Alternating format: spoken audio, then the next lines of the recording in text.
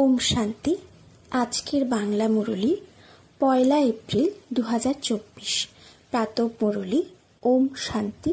বাপদাদা মধুবন। বাবা বলেছেন, মিষ্টি বাচ্চারা, তোমাদের এই জীবন দেবতাদের থেকেও উত্তম, কারণ তোমরা এখন রচয়িতা আর রচনাকে যথার্থ রূপে জেনে আস্তিক হয়েছ। আজকের প্রশ্ন, সঙ্গম যুগে ঈশ্বরীয় পরিবারের বিশেষত্ব কি যা পুরো কল্প আর হবে না?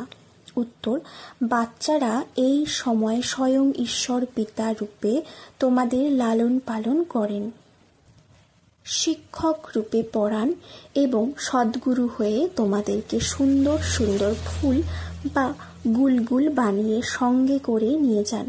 সত্যযুগে দৈবী পরিবার হবে, কিন্তু এমন ঈশ্বরীয় পরিবার হতে পারে না। বাচ্চারা, তোমরা হলে এখন অসীম জগতের সন্ন্যাসীও আবার রাজযোগীও। রাজত্ব নেওয়ার জন্য পড়ছো। ওম শান্তি। এ হলো স্কুল বা পাঠশালা। কাদের পাঠশালা? আত্মাদের পাঠশালা। এ তো অবশ্যই ঠিক যে আত্মা শরীর ব্যতীত কিছু শুনতে পারে না। যখন বলা হয় যে আত্মাদের পাঠশালা, তখন বোঝা উচিত আত্মা শরীর ছাড়া তো বুঝতে পারে না। তখন আবার বলতে হবে জীবাত্মা। এখন জীবাত্মাদের পাঠশালা তো সবই, তাই বলা হয় যে এ হলো আত্মাদের পাঠশালা, আর পরমপিতা পরমাত্মা এসে পড়ান। ওটা হলো পার্থিব পড়াশোনা, এ হলো আত্মিক পড়া, যা অসীম জগতের পিতা এসে পড়ান। তাই এ হলো গড ফাদারের ইউনিভার্সিটি, ভগবানুবাজ, তাই না? এটা ভক্তি মার্গ নয়, এ হলো পড়াশোনা। স্কুলে পড়াশোনা হয়, ভক্তি তো মন্দির ইত্যাদি স্থানে হয়। এখানে কে পড়ায়? ভগবানুবাজ। আর কোনো পাঠশালায় ভগবানুবাজ হয়ই না। শুধুমাত্র এই একটাই জায়গা আছে যেখানে ভগবানুবাজ হয়। উচ্চ থেকেও উচ্চতম ভগবানকেই জ্ঞান সাগর বলা হয়। তিনি জ্ঞান দিতে পারেন, আর বাকি সবাই হলো ভক্তি। ভক্তির বিষয়ে বাবা বুঝিয়েছেন যে এতে বা ভক্তিতে কোনো সদ্গতি হয় না। সকলের সদ্গতি দাতা এক পরমাত্মা। তিনি এসে রাজযোগ শেখান। আত্মা শরীরের দ্বারা শোনে। আর কোনো নলেজ ইত্যাদিতে ভগবানুবাজ নেই। একমাত্র ভারতই হলো সেই স্থান যেখানে শিবরাত্রি পালন করা হয়। ভগবান তো নিরাকার, তাহলে শিবরাত্রি কিভাবে পালন করে? জন্মদিন জয়ন্তী তো তখন হয় যখন শরীরে প্রবেশ করে। বাবা বলেন, আমি তো কখনো গর্ভে প্রবেশ করি না, তোমরা সবাই গর্ভে প্রবেশ করো। 84 জন্ম নাও। সর্বাপেক্ষা অধিকবার জন্মগ্রহণ করে এই লক্ষ্মী নারায়ণ 84 জন্ম নিয়ে আবার শ্যাম বর্ণের গায়ের ছেলে হয়ে যায়। লক্ষ্মী নারায়ণ বলো আর রাধাকৃষ্ণ বলো। রাধাকৃষ্ণ হলো শৈশবকালে, তারা যখন জন্মগ্রহণ করে তখন স্বর্গে জন্ম নেয়, যাকে বৈকুণ্ঠ বলা হয়। সর্বপ্রথম জন্ম হয় এনার বা ব্রহ্মার, তাই 84 জন্ম ইনিই নেন। শ্যাম বা কালো আর সুন্দর তথা পুনরায় শ্যাম বর্ণের। কৃষ্ণ সকলের কাছেই তো অতি প্রিয়। কৃষ্ণের জন্মই তো হয় নতুন দুনিয়ায়। পুনরায় জন্ম নিতে নিতে এসে পুরানো দুনিয়ায় পৌঁছায়, তখন শ্যাম হয়ে যায়।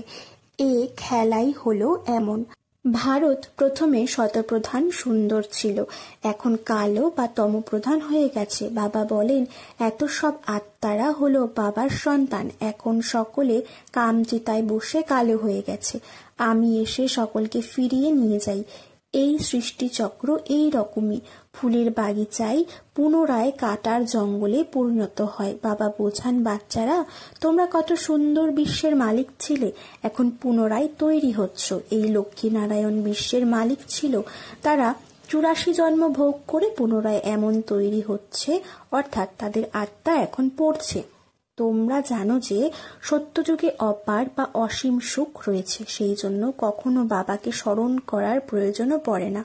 বলাও হয়, দুঃখে স্মরণ সকলেই করে। কার স্মরণ? বাবার।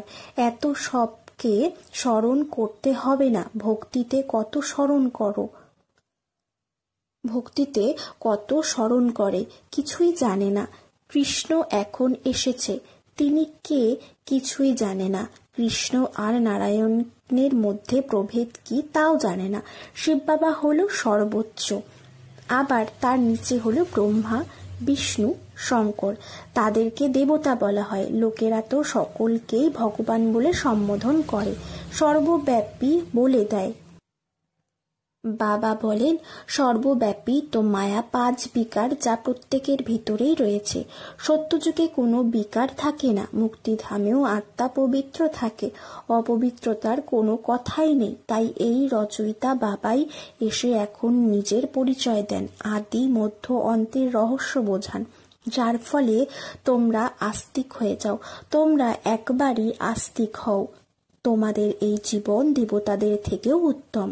স্মরণও করা হয় যে মনুষ্য জীবন অতি দুর্লভ, আর যখন পুরুষোত্তম সঙ্গম যুগ হয় তখন তা হীরে তুল্য হয়ে যায়। লক্ষ্মী নারায়ণকে বা তাদের জীবনকে হীরে তুল্য বলা যাবে না।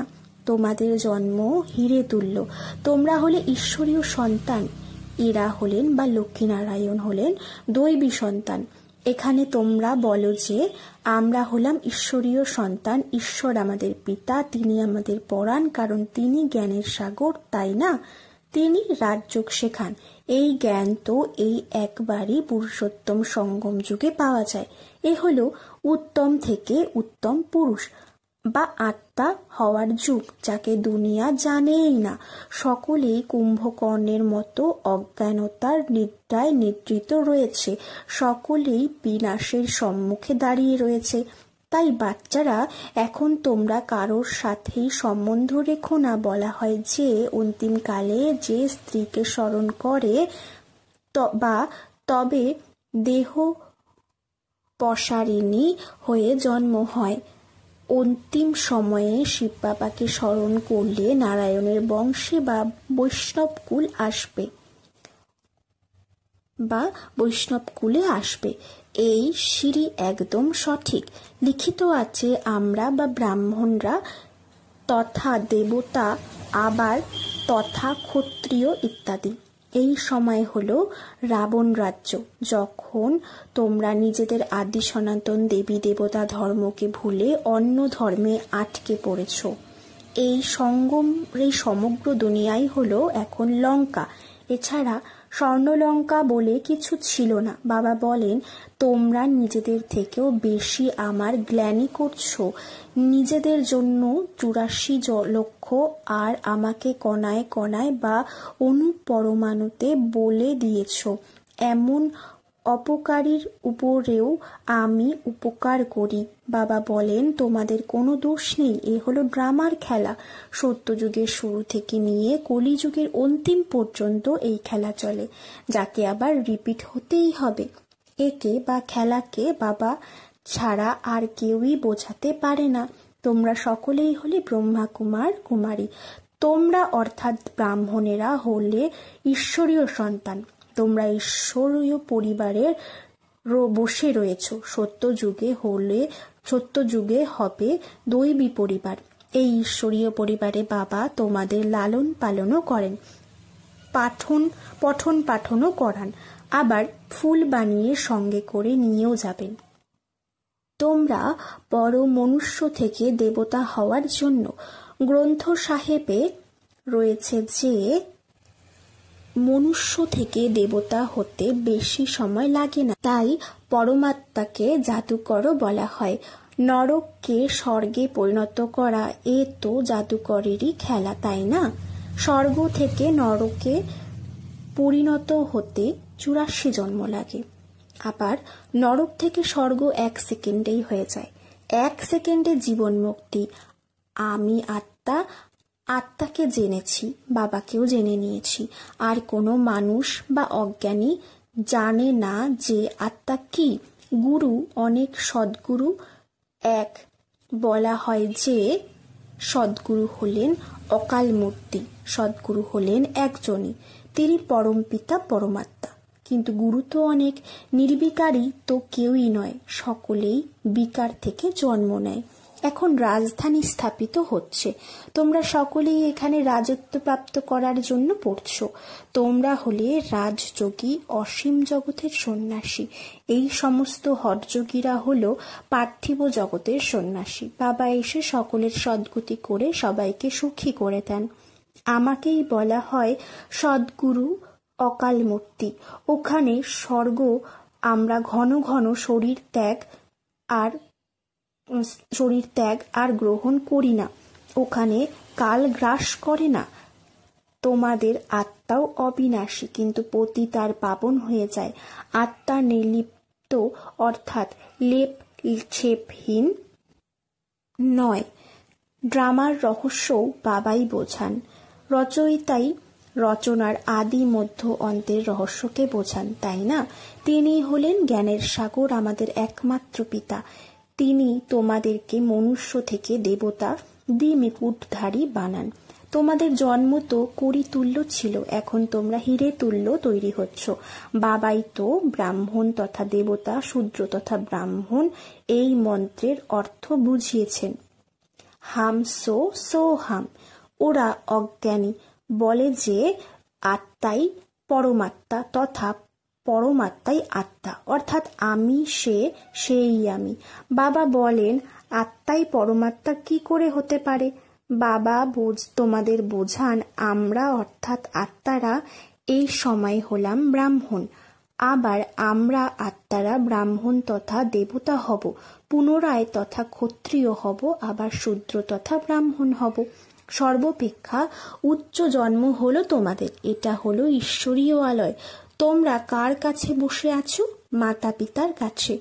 সকলের ভাই বোন। বাবা আত্মাদের শিক্ষা দেন, তোমরা সকলেই আমার সন্তান, অবিনাশী উত্তরাধিকারের অধিকারী। তাই পিতা পরমাত্মার কাছ থেকে সকলেই উত্তরাধিকার নিতে পারে।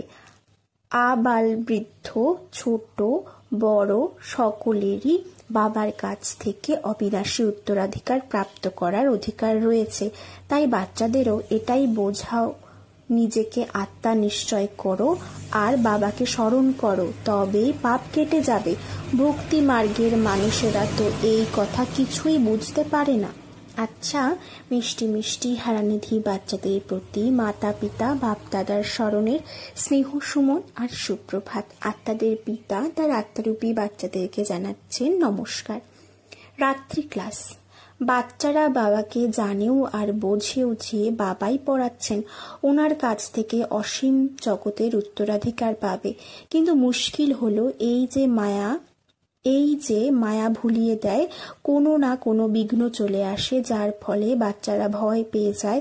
তার মধ্যে প্রথম নম্বরের বিকারে বা কাম পতিত হয়, চোখ ধোকা দিয়ে দেয়। এখানে চোখ উপরে ফেলার কোনো ব্যাপার নেই। বাবা জ্ঞান নেত্র প্রদান করেন। জ্ঞান আর অজ্ঞানতার লড়াই চলে। জ্ঞান হলো বাবা আর অজ্ঞান হলো মায়া। এদের লড়াই অত্যন্ত তীক্ষ্ণ বা ভয়ঙ্কর।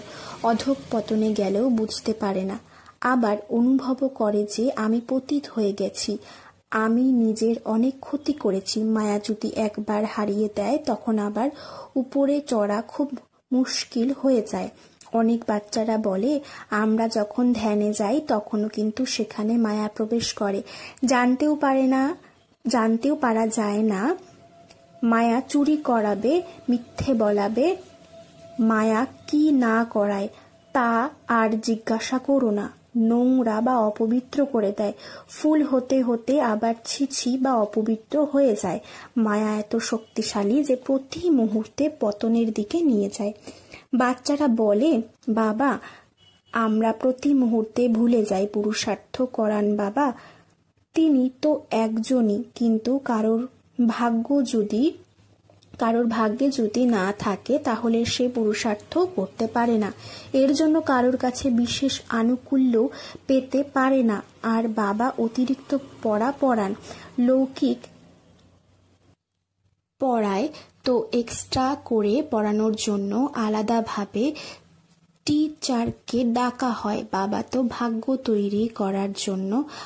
তৈরির জন্য সকলকে এই রকম একরস পড়ান। একজনকে আলাদা আলাদা কিভাবে পড়াবেন, একজনকে আলাদা আলাদা কিভাবে পড়াবেন? তার কত অগণিত বাচ্চা লৌকিক পড়ায় যদি কোনো ধনী ব্যক্তির সন্তান হয় তার অধিক ব্যয় করতে পারে তবে তাকে আলাদাভাবে অতিরিক্ত পড়ানো হয়। শিক্ষক জানে যে এই বাচ্চা ডাল বা পড়াশোনায় মাথা কম, তাই তাকে পড়িয়ে স্কলারশিপ পাওয়ার যোগ্য করে তোলে। এই বাবা এমন করে না, তিনি তো সকলকেই একরস বা সমানভাবে পড়ান। এটা হলো টিচারের অতিরিক্ত পুরুষার্থ করানো। ইনি তো কাউকে অতিরিক্ত পুরুষার্থ করান না। এক্সট্রা পুরুষার্থ মানেই তো টিচারের কিছু কৃপা করা, যদিও এর জন্য পয়সা নেয়। বিশেষ সময় দিয়ে পড়ায়, তাই সে বেশি পড়ে বুদ্ধিমান হয়ে যায়। এখানে তো বেশি কিছু পড়ার কোনো ব্যাপার নেই। এনার তো একটাই কথা, একটাই মহামন্ত্র দেন, মনমনা ভব। স্মরণের দ্বারা কি হয় বাচ্চারা, তা তো তোমরা বোঝো। বাবাই পতিত পাবন, তোমরা জানো যে তাকে স্মরণ করলেই আমরা পবিত্র হয়ে যাব। আচ্ছা, গুড নাইট। ধারণার জন্য মুখ্যসার। 1. সমগ্র দুনিয়ায় এখন কবরে বা সমাপ্ত পরিণত হবে, বিনাশ সম্মুখে এসে গেছে, তাই কারোর সঙ্গে সম্বন্ধ রেখো না। অন্তিম সময়ে যেন একমাত্র বাবাই স্মরণে থাকে। 2. শ্যাম থেকে সুন্দর, পতিত থেকে পবিত্র হওয়ার এটাই হলো পুরুষোত্তম সঙ্গম যুগ। পুরুষের বা আত্মার উত্তম হওয়ার এটাই সময়। সদা এই স্মৃতিতে থেকে নিজেকে কড়ি থেকে হিরে তুল্য বানাতে হবে। বরদান: জ্ঞান ধনের দ্বারা প্রকৃতির সব সাধন প্রাপ্তকারী পদমপতি ভব। জ্ঞান ধন স্থূলধনের প্রাপ্তি সততই করায়। যেখানে জ্ঞান ধন আছে সেখানে প্রকৃতি সততই দাসী হয়ে যায়। জ্ঞান ধনের দ্বারা প্রকৃতির সব সাধন সততই প্রাপ্ত হয়ে যায়। সেই জন্য জ্ঞান ধন হলো সকল ধনের রাজা। যেখানে রাজা আছে সেখানে সর্বপদার্থ শতপ্রাপ্ত হয়। এই জ্ঞান ধনই পদমপতি বানিয়ে দেয়। পরমার্থ আর ব্যবহারকে স্বাভাবিকভাবেই প্রমাণ করায়। জ্ঞান ধনে এত শক্তি আছে যে অনেক জন্মের জন্য রাজাদেরও রাজা বানিয়ে দেয়। স্লোগান: আমি হলাম কল্পের বিজয়ী আত্মা। এই আত্মিক নেশা ইমার্জ থাকলে মায়াজিত হয়ে যাবে। ওম শান্তি।